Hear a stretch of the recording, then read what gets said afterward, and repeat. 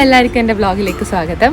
അപ്പോൾ കഴിഞ്ഞ പ്രാവശ്യം ഞാൻ വ്ളോഗ് ഇട്ട സമയത്ത് കുറച്ച് അത്യാവശ്യം ഫ്രണ്ട്സിനും ഫാമിലി പിന്നെ 2 ഗ്രൂപ്പ് അങ്ങനെ കുറച്ച് ആൾക്കാർക്ക് അയച്ചു കൊടുത്തു.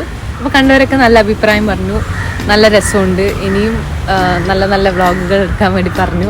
പിന്നെ കുറച്ച് ആൾക്കാർ ഇങ്ങനെ സൗണ്ടിൻ്റെ ഇഷ്യൂ, ക്ലാരിറ്റി ഇഷ്യൂ ഒക്കെ പറഞ്ഞ് ഞാൻ പറഞ്ഞു ഇനി അടുത്ത വ്ളോഗ് തൊട്ട് എല്ലാം ശരിയാക്കുന്നതാണ്. അപ്പോൾ ഇന്ന് വെച്ചാൽ ഒരു ഞായറാഴ്ച ആയതുകൊണ്ട് രാവിലെ ഒരു വർക്കൗട്ടെല്ലാം കഴിഞ്ഞ് നല്ല ഫ്രഷായിട്ട് ഇങ്ങനെ ഇരിക്കുകയാണ്.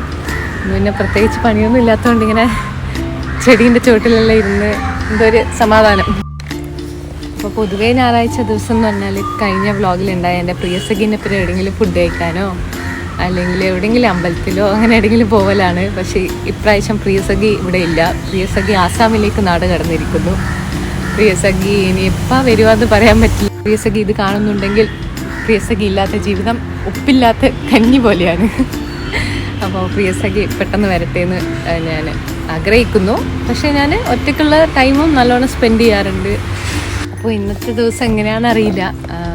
പൊതുവേ ഞാനെല്ലാം അധിക ദിവസവും നല്ല പ്രൊഡക്റ്റീവ് ആക്കാൻ നോക്കലുണ്ട്. എന്തെങ്കിലും എനിക്കിഷ്ടമുള്ള കാര്യങ്ങളൊക്കെ ചെയ്ത് എനിക്ക് ബുക്ക് വായിക്കും, പിന്നെ കുറച്ച് ഡാൻസ് കളിക്കും, പിന്നെ വർക്കൗട്ട് ചെയ്യും, പിന്നെ പാട്ട് കേൾക്കും, പിന്നെ അത്യാവശ്യം ഇടയ്ക്ക് കുറച്ച് സിനിമയൊക്കെ കാണും.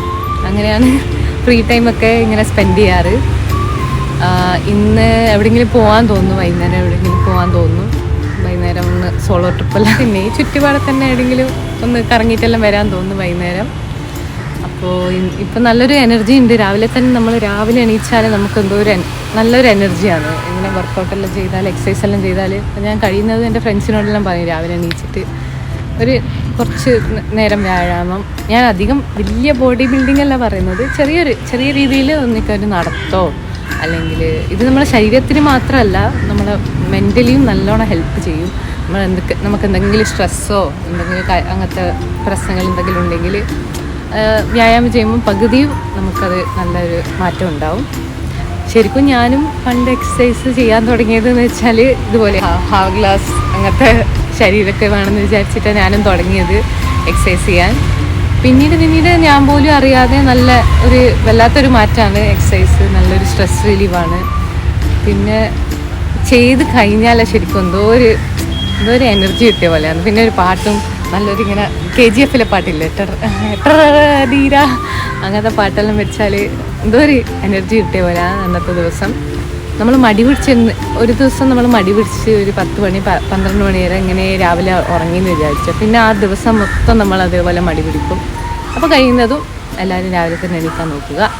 അപ്പോൾ കഴിഞ്ഞ വ്ളോഗ് കണ്ട സമയത്ത് കുറേ ആൾക്കാർ പറഞ്ഞിട്ടുണ്ടായിരുന്നു ഒന്ന് ഇൻട്രൊഡക്ഷൻ വീഡിയോ ഇല്ലേന്ന്. ശരിക്കും പറഞ്ഞാൽ എടുക്കണമെന്ന് വിചാരിച്ചിന്, പക്ഷെ മറന്നുപോയി. അപ്പോൾ ഞാൻ ശരണ്യ, നിങ്ങളുടെ സൂപ്പർ ശരണ്യ. അപ്പോൾ സൂപ്പർ ശരണ്യ എന്ന് പേരിട്ടതെന്ന് വെച്ചാൽ പണ്ട് മറ്റേ സിനിമ ഉണ്ടായില്ലേ സൂപ്പർ ശരണ്യ, ശരിക്കും അത് ഇൻസ്പയർഡ് ആയിട്ട് തന്നെയാണ് ആ പേരിട്ടത്. ശരിക്കും ആ സിനിമ ഇറങ്ങിയ സമയത്ത് എനിക്ക് തലവേദനയായിരുന്നു. ആടുന്ന് കൂടുന്ന എല്ലാവരും മറ്റേ പോസ്റ്റർ അയച്ചു തരും സൂപ്പർ ശരണ്യ എന്ന് പറഞ്ഞിട്ട്. അപ്പോൾ ഞാൻ പറയായിരുന്നു അത് സൂപ്പർ ശരണ്യ ഞാൻ തന്നെയാണ്, അവർക്ക് ആൾ മാറിപ്പോയതാ. അതുകൊണ്ട് ആ സിനിമയിൽ നിന്ന് ആണ് ഈ പേരെടുത്തത്. കുറേ ഞാനും എൻ്റെ 2 കൂട്ടുകാരും പണ്ടേ വ്ളോഗ് തുടങ്ങണമെന്ന് പറഞ്ഞിരിക്കുമ്പോൾ കുറേ പേരിങ്ങനെ ആലോചിക്കലുണ്ടായിരുന്നു എന്താണ്. ഒരു കൂട്ടുകാരി പറഞ്ഞു, കുറേ ഇങ്ങനെ ആലോചിച്ച് അവസാനം അവൾ പറഞ്ഞ് അമിത്ഷാന്ന് പേരിടാൻ. ആ പേരിട്ടിട്ടുണ്ടെങ്കിൽ പാർലമെൻറ്റിൽ നിന്ന് ആൾക്കാർ എന്നെ പൊക്കിക്കൊണ്ടുപോകും. അപ്പോൾ അങ്ങനെ കുറേ ആലോചിച്ച് അവസാനം എന്തോ ഒരു പെട്ടെന്നൊരു ഓർമ്മ വന്നു സൂപ്പർ ശരണ്യ. പിന്നെ വിചാരിച്ചു അതന്നെ ആയിക്കോട്ടെ, പേരിൻ്റെ മുന്നിൽ നമ്മളൊരു സൂപ്പർ ചേർത്താൽ നമ്മളും സൂപ്പറാവുന്നതാണ്. അപ്പോൾ കഴിഞ്ഞ വ്ളോഗ് ഇട്ട സമയത്ത് എനിക്ക് തോന്നുന്നു ഏറ്റവും കൂടുതൽ സന്തോഷമായത് എൻ്റെ അമ്മക്കായിരിക്കും. എന്താണെന്നറിയില്ല, എന്തോ ഒരു 1 മില്യൺ വ്യൂസ് കിട്ടിയ പോലത്തെ ഒരു സന്തോഷമായിരുന്നു ഉണ്ടായത്. അപ്പോൾ അത് കണ്ടപ്പോൾ ഞാനും ഭയങ്കര ഹാപ്പിയായി. പിന്നെ കുറേ ആൾക്കാർ ഞെട്ടിപ്പോയി സത്യം പറഞ്ഞാൽ. ഇങ്ങനെ ഞാൻ ഇത്ര വർത്തമാനം പറയുമെന്ന് ആർക്കും അറിയില്ലായിരുന്നു. ഇങ്ങനെ പൊതുവേ സൈലൻ്റാണ് ആള്, ഇടയ്ക്ക് എപ്പെങ്കിലും ഇങ്ങനെ വർത്തമാനം പറയുന്ന ആള്. അപ്പോൾ കുറേ ആൾക്കാർ ശരിക്കും പറഞ്ഞാൽ ഞെട്ടിപ്പോയി. എൻ്റെ ശരിക്കുള്ള സ്വഭാവം ആർക്കും മനസ്സിലായിട്ടില്ലെന്ന് തോന്നുന്നു. അയ്യോ ആരോ നോക്കുന്നുണ്ട്. അപ്പോൾ ഞാനിങ്ങനെ തിരിഞ്ഞു നോക്കുന്ന സമയത്ത് തൊട്ട് മുന്നിൽ അപ്പാർട്ട്മെൻറ്റിലെ ഒരു പെണ്ണുങ്ങളിങ്ങനെ നോക്കി ചിരിക്കുന്നുണ്ടെന്ന് തോന്നുന്നു. സാരല്ല, ഇനി എന്നെ കണ്ട് ശീലമായിക്കോളും. കാരണം എനിക്ക് ഈ സ്പോട്ട് ഭയങ്കര ഇഷ്ടമായി. നല്ല പച്ചപ്പുണ്ട്, നല്ല കാറ്റും ഉണ്ട് ഇവിടെ. ഒന്നാമത് മഴ പെയ്യുന്ന സമയത്ത് ഭയങ്കര മഴയായിരിക്കും. ഇപ്പം പോയതിന് ശേഷം ഭയങ്കര ചൂടായി ആദ്യമേ. അപ്പോൾ ഇവിടെ നല്ല കാറ്റും അത്യാവശ്യം നല്ല വെളിച്ചെല്ലാം ഉണ്ട്. അതുകൊണ്ട് ഇവിടെ ഇരിക്കുമ്പോൾ എന്തോ ഒരു സമാധാനം. അതാ കാക്ക, അതാ എൻ്റെ കൂട്ടിൻ്റെ അതാ 2-3 കാക്കകളും ഉണ്ട്. അയ്യോ അതിൻ്റെ ശല്യം സഹിക്കാൻ പറ്റുന്നില്ല എന്ന് തോന്നുന്നു. അപ്പം ഞാൻ കുറച്ച് കൃഷി കാണിച്ചു തരാമല്ലോ ഇവിടുത്തെ. ഇത് നോക്കിയാൽ കാന്താരി മുളക് കാണുന്നതാ, പക്ഷെ എല്ലാം വാടിപ്പോയി തോന്നുന്നു. നല്ലുണ്ട് അത്യാവശ്യം, നല്ല കുഞ്ഞി കാന്താരി മുളക്. വീട്ടിലുണ്ടായ സമയത്ത് കാന്താരി മുളക് ഇട്ടിട്ടൊരു ജ്യൂസ് അടിച്ച് കുടിക്കുന്നുണ്ട് രാവിലെ. നല്ല സുഖമാണ്, വയറ്റിനൊരായാസം അത് കുടിച്ചാൽ.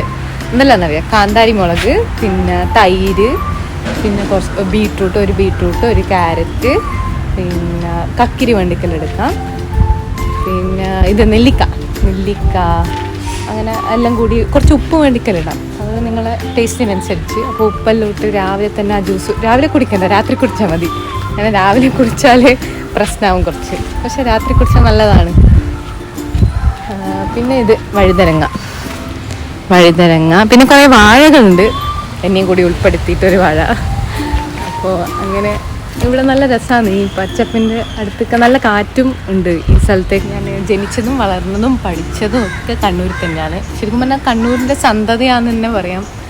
അപ്പോൾ കണ്ണൂരിനെ പറ്റി അധികം പറയണ്ടല്ലോ. പക്ഷേ കണ്ണൂരിൽ ഞാൻ പുറത്തേക്ക് വേറെ ഏതെങ്കിലും സ്ഥലത്തേക്ക് വന്നിട്ടുണ്ടെങ്കിൽ അയ്യോ കണ്ണൂരാന്ന് പറഞ്ഞിട്ടുണ്ട് എല്ലാവർക്കും പേടി, എന്താണെന്നറിയില്ല. പക്ഷേ നമ്മൾ കണ്ണൂരുകാരെ കുറേ ആൾക്കാർ തെറ്റിദ്ധരിച്ചിരിക്കുന്നു. ആൾക്കാർ വളരെ പാവം മനസ്സുള്ള ആൾക്കാരാണ്. കുറേ ആൾക്കാർക്ക് തെറ്റിദ്ധാരണയുണ്ട് കണ്ണൂരുകാരാന്ന് പറയുമ്പോൾ.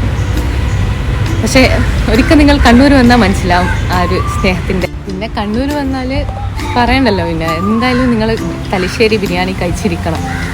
ബെസ്റ്റ് ബിരിയാണി. അപ്പോൾ കുറേ ആൾക്കാർ എന്നോട് ചോദിച്ചു നിൽക്കുക ബെസ്റ്റ് തലശ്ശേരി ബിരിയാണി എവിടെയാണ് കിട്ടുക. പക്ഷെ ഞാനങ്ങനെ പ്രത്യേകിച്ചൊരു ഹോട്ടലിൻ്റെ പേര് പറയില്ല.